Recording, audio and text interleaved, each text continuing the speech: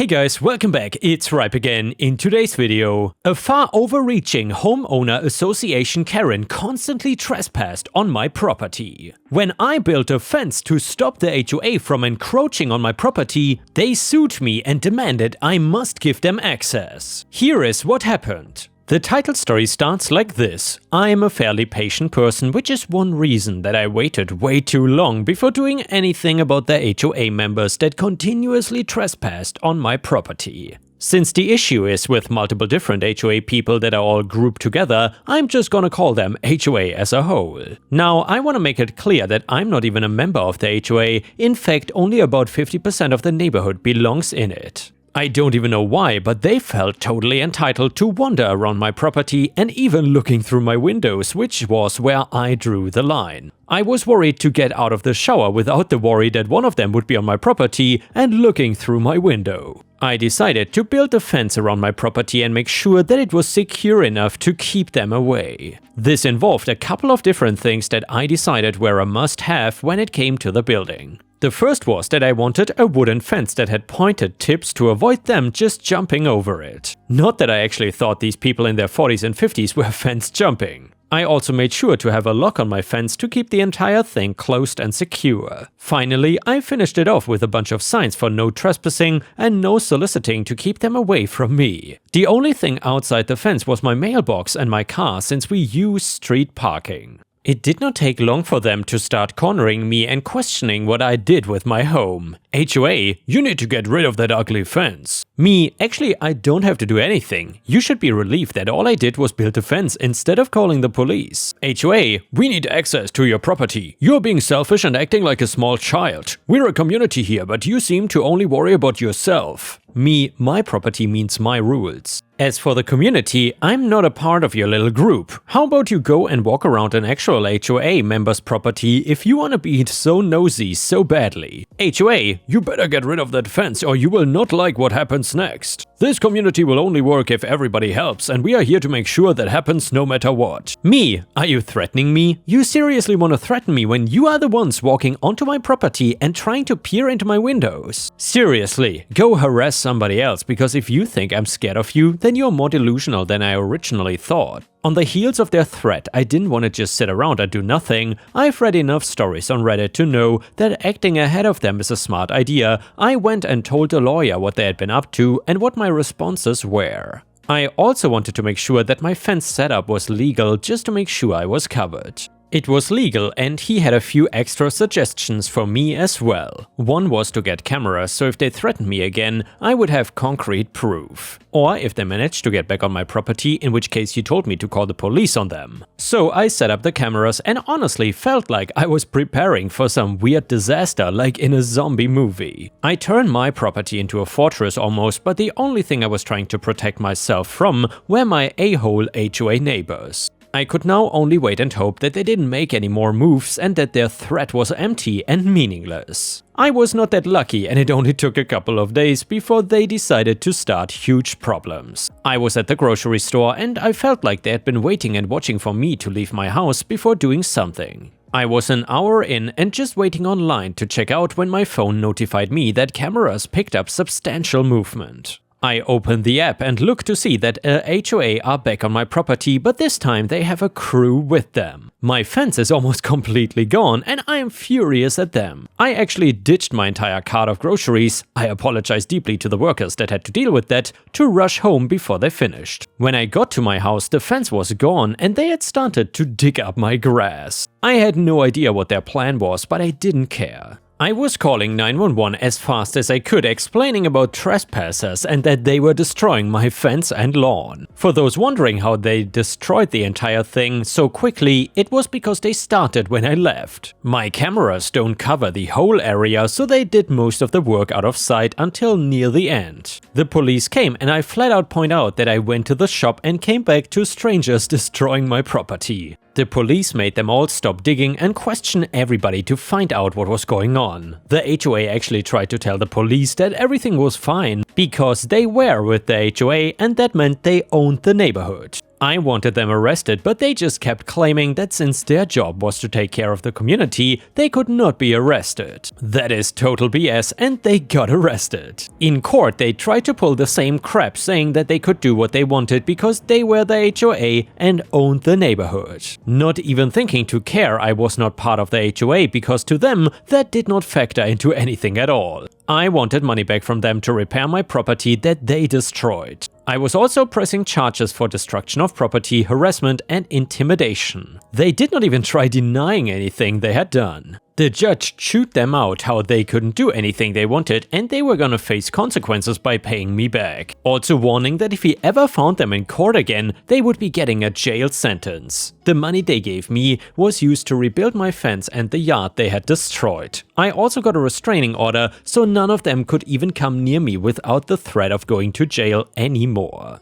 I also got the name of the company they used to destroy my yard and sued them for working on my property without the owner's consent. They wanted to settle, so I got a nice chunk of money from that, as well as the person who was in charge that day was fired for his corruption. I have yet to have another issue with this HOA, but I will be keeping my fence and cameras just in case they come in handy in the future. I think all they really accomplished was scaring off other people from wanting to be in the HOA, and I cannot see it lasting much longer. And yeah, ripe stars, let me know in the comments if you would ever be willing to live in an HOA after hearing about all of these stories. I'm pretty sure not every single HOA is as awful as the ones we hear about in stories, but I guess a big part of them do have some of the issues at least that we hear about in these stories. Either way, if you enjoyed the story, please don't forget to like the video and maybe even leave a comment. Thank you so much. The next one is titled Grandma Revenge. My grandma raised her kids with love. She practically spoiled them and she raised her grandkids too. Me and my two sisters. Two of them, my uncle and my dad, became addicts and the last, my aunt, became estranged. I've got tons of relatives, so I don't know if I've ever met her. If I have, I don't remember her face or name. So let's just call her Little Miss J. J left without looking back and constantly asked my grandma for money. She hardly repaid grandma, which was a big mistake because, surprise surprise, my grandma was on top of every penny that she had. She was the best I've ever seen when it came to handling funds, but 2 years ago, my grandma was diagnosed with cancer. She worked her butt off her whole life, was the strongest woman on the planet, and nobody got by without paying her their dues. Eventually though, my grandma dies. In her will, she gives money to my grandpa, my dad, my uncle, me and my sisters. Everyone in her family, but when it comes to Jay, she says, "You still owe me $14. I don't know if she actually somehow debted Jay $14 in a will, or just put it in there as a little slap in the face. All Jay was worried about when grandma died was the money, and she got none of it. I can't be prouder to have a grandma that would not leave this world without the last laugh. Edit, I guess I forgot to include it. Jay is also a drug addict, that's why she needed my grandma's money constantly. My grandma was a great woman and a great mother to me. She raised me well, and another edit, because people wanna blame my grandma, she raised 3 kids that were hers and 3 kids that weren't.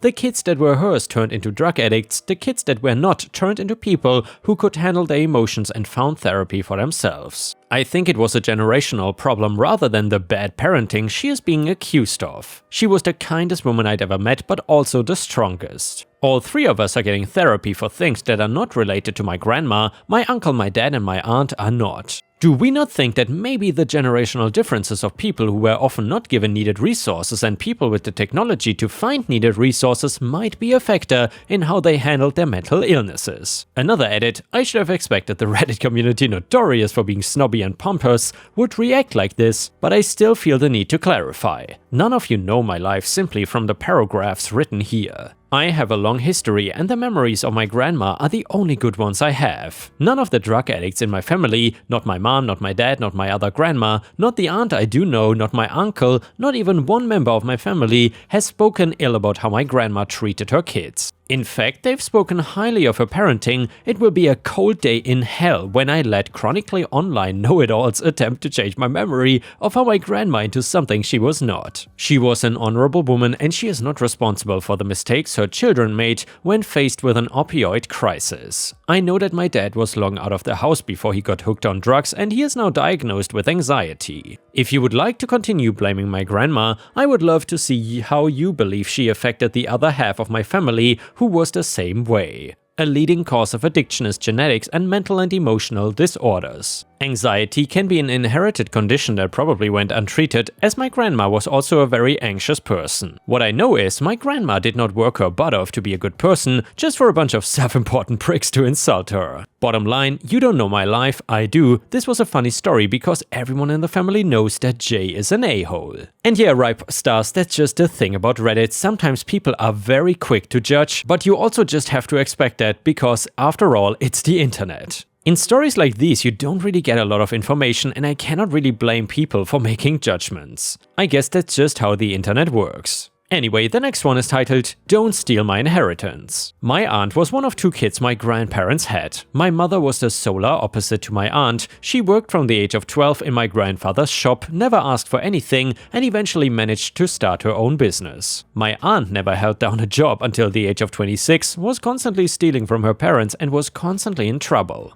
Despite this, my aunt was spoiled by my grandma, and so were her kids. She had 3 kids from 3 different men, and her first husband was not one of them, if you know what I mean. It didn't matter what my aunt or her kids did, my grandma would always jump to their defense. She never had time for my mom and her kids unless it was to get something from us. The only reason my mom would visit her was because she loved my grandpa. My grandfather passed away in 2004, and a few months after, my nan decided to write up a new will. My mother and my aunt were both present for it when she signed it, so they knew what was in it. It made it so that when she passed away, her home would be sold and the money split 25% each to my mom and aunt, and the remaining 50% would go evenly to the grandkids. At the time, the home was worth more than £500,000, so it would be a nice little inheritance, but nothing life-changing. In 2010, my mom died after an accident and did not have a current will in place. As she no longer had her business and was renting a house, she did not have anything of much monetary value. The only thing she was concerned about was what would be done at her funeral should she have passed away, but had told me everything she wanted. The music, the flowers, the coffin color, and even what people were to wear at the funeral. She wanted people to wear bright warm colors. So when she passed, my aunt and nan took over all the arrangements and tried to undo all the things I had told them. The songs were gonna be songs I knew my mom did not like, the flowers were all the wrong colors, and they picked a hideous coffin.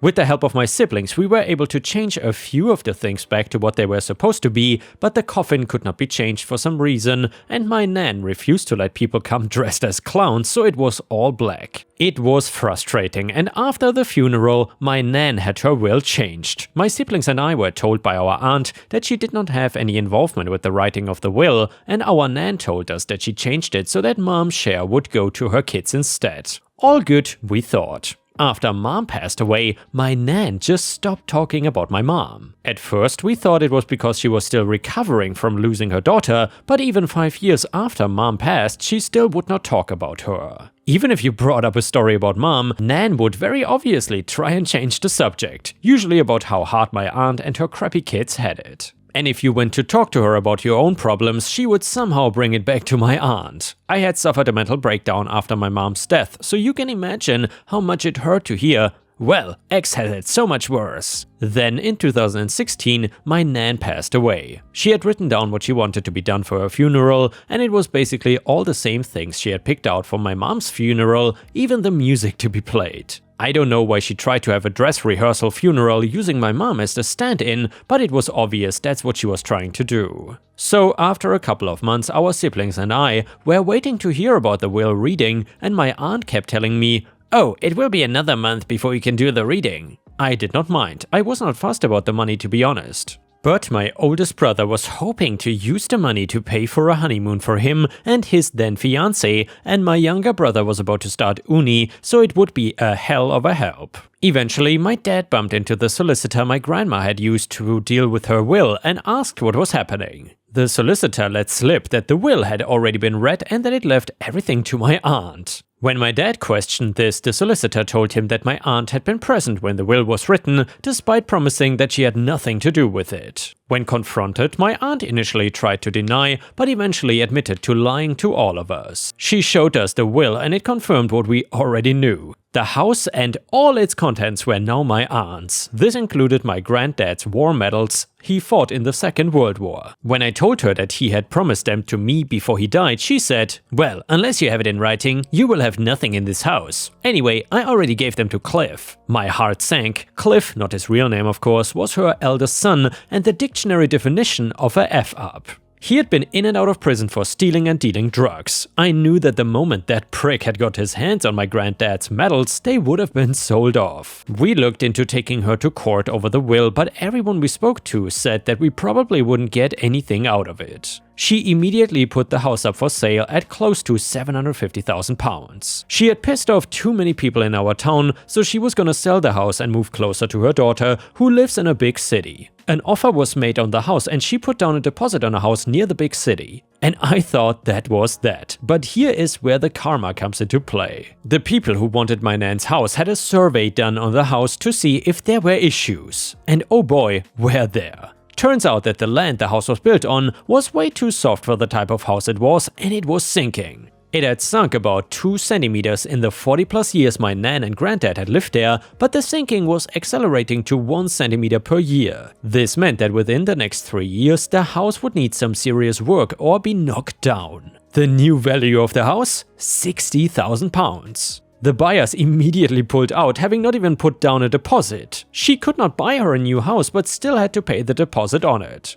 And while this was happening, she let Cliff move in with her into her house that she rented from the council. He was not allowed to live in any of the council houses because he had trashed every single one he had ever been given. Someone reported this and she was kicked out of her home. She was forced to move into my nan's old home as she could not live anywhere else. So there she is living in a crumbling house with her craphead son and her partner. She was stuck there for 2 years, and every time I saw her, she would try and start talking to me, and I would just ignore her and walk off. One time as I was walking away, she screamed, "Your mother deserved to die for having an idiot like you," in the middle of a busy street. Someone reported her to the police and she had an official warning from them and was ridiculed on Facebook. Every time I saw her after that, she looked more and more miserable. Eventually, she sold the house for something like £85,000 and moved in with her daughter in the big city. I lost contact with her and her kids after this. I thought karma had been issued. Oh, but karma still was not done with her. So I bumped into one of her former friends and she told me what happened after she left our town. She moved into her daughter's home, let's call her Sue, but they only had a 3-bedroom house and 3 kids. My aunt and her partner had to live in the smallest room in the house while my aunt looked for a job and a home to rent. Even with £85,000, she could not afford a home anywhere.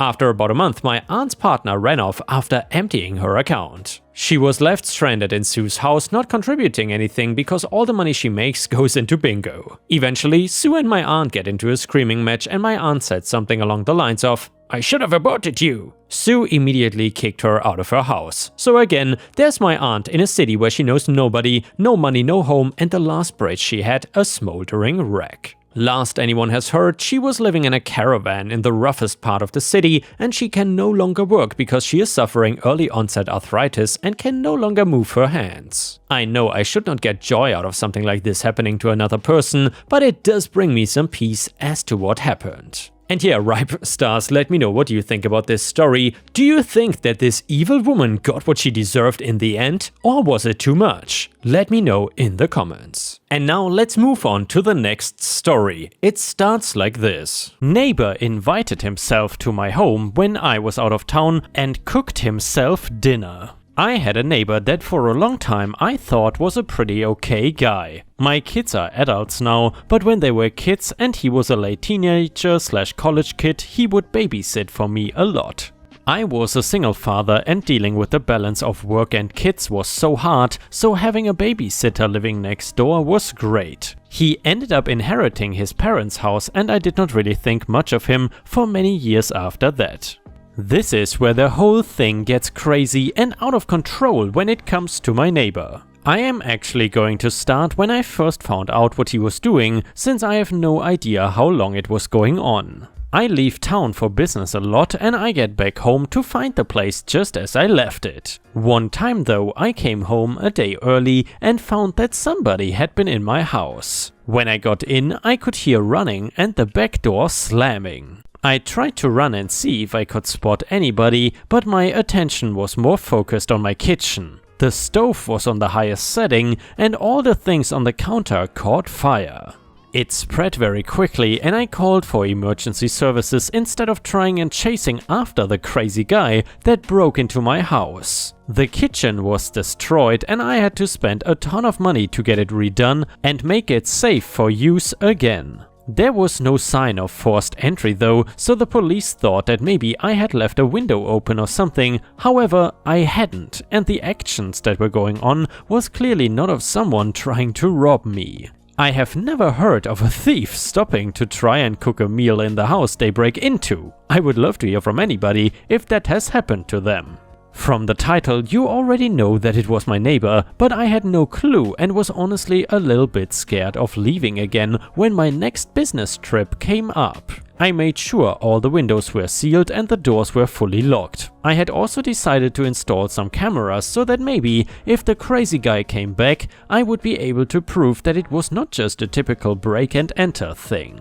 I was nervous the entire trip and constantly checking my phone to see if the cameras were picking anything up. Finally though, on the third day I was gone, my phone alerted me of motion and I tuned in to see what was going on. These cameras did not just record like in the old days, now they can live stream right to my phone. Anyway, when I saw the neighbor just walk in through my front door, I could not believe what was going on.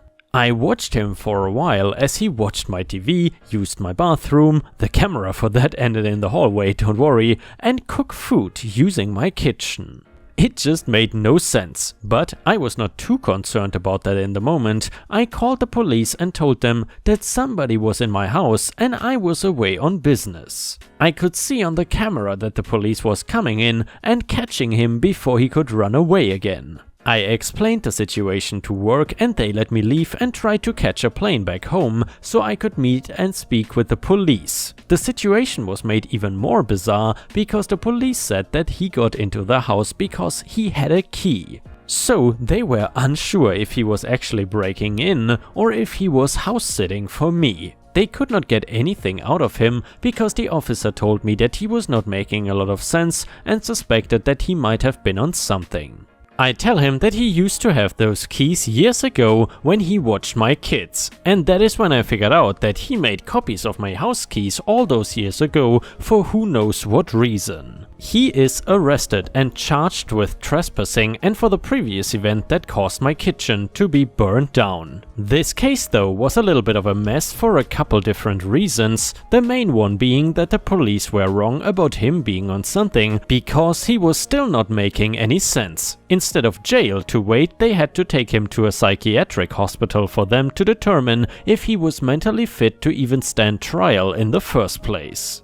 This was a whole process that I was told involved having to contact old doctors, his family, etc. Until that happened, everything was at a complete standstill. It did not help that the fact of breaking into my house to cook a meal really did not make any sense to begin with. At the end, they decided that he is fit to at least stand trial for the trespassing and burning down my kitchen. Since there is so much evidence stacked against him, there is no point in him even trying to claim that he was not guilty.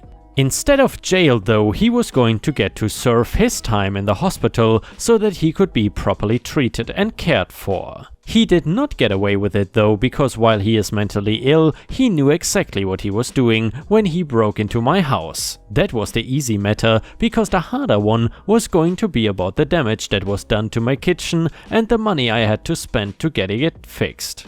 All of this interaction was done between our lawyers, so I never actually saw the neighbor during any of this. They were trying to get me to drop it because it was an accident and nothing would have caught fire if he did not rush out so quickly. However, he should not have been in my house in the first place though, so the stove should not have even been on. It got a little frustrating because it was clear his lawyer was trying to get him out of this, so the case did not need to keep dragging on. My lawyer said that he was trying to make us feel guilty about his condition in hopes that I would drop the charges. He was aware of everything he was doing when he came into my house and started using my kitchen. My lawyer agreed that he had no defense because of that and we went on with the lawsuit. In the end, I won the civil suit against him and he had to pay the $20,000 it cost to fix my kitchen from the fire damages. It sounds like a great ending, but actually I have not gotten a penny of that money. You can win money in a lawsuit, but if the other person does not have any to give you, then you are out of luck. It turns out the house was not in his name, but his sister's, so he could not be forced to sell it for money. He had no other assets and could not work now that he was in the hospital. I am still mostly happy because he is getting the help he needs and I can go on with my business without worrying about him hanging around in my house for no reason. The keys were obviously taken away from him, but I still have the cameras just in case when he gets out, he decides to go back to his old ways. And with this, we have reached the end of the video. However, if you cannot get enough of my content, please check out my endless playlist, where you can find thousands of hours of content. In addition, please don't forget to subscribe to my channel to not miss any of my daily uploads. Thank you so much in advance, and I hope to see you again tomorrow.